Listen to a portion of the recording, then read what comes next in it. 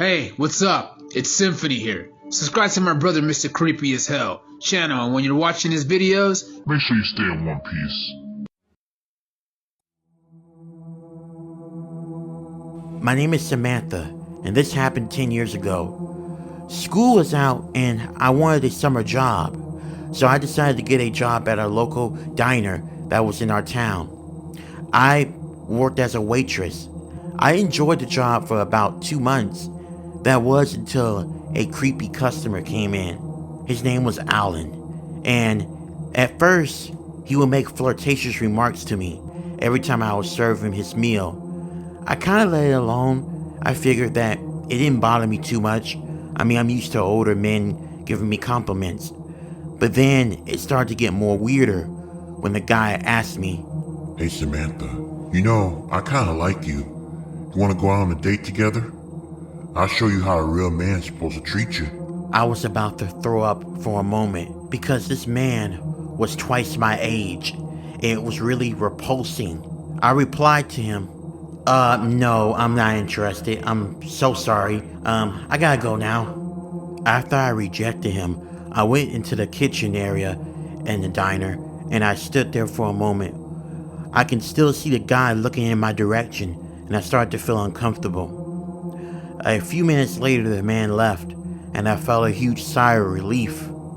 The next day when I came into work, the man came back, but I didn't really want to take his order, so I had someone else to do it. My shift that day was alright. The man didn't stay long and he left. After my shift was done, which was around 6 o'clock in the evening, I walked home.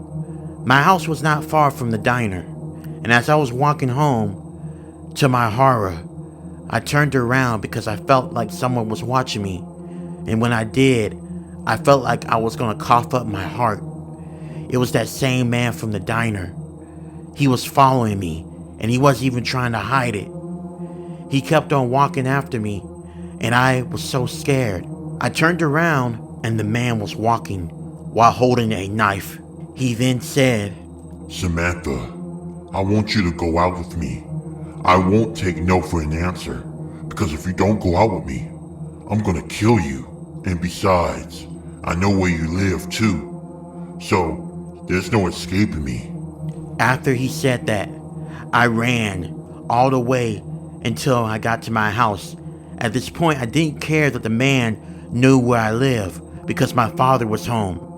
I ran until I got inside and I screamed for my father. And I told him there was a man running after me and chasing me with a knife and was trying to hit on me, making me uncomfortable. My father didn't waste no time. He went to grab one of his rifles, and when he came outside, he saw the man standing there still.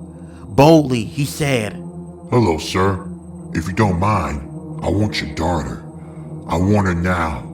If she doesn't want me, I'm gonna kill her and I'm gonna kill you too." "Get the hell away from my daughter now before I shoot you." This man was not fazed by my father's threat. Instead, he came running towards my father with the knife, and that's when my father shot him twice. The man collapsed to the ground. Blood was pouring out of his womb. My father called the police, and when they came, he explained to them what happened. Luckily, my father installed cameras on our house, so he was able to play back the video surveillance of what happened. After that, my father was not charged for murder because he was obviously protecting his home and me. I'm glad this creep died because he could have possibly done this to other women. And I'm also grateful that my father was home and he was able to protect me, because if he wasn't, I wouldn't be here telling you what happened. I would have been dead.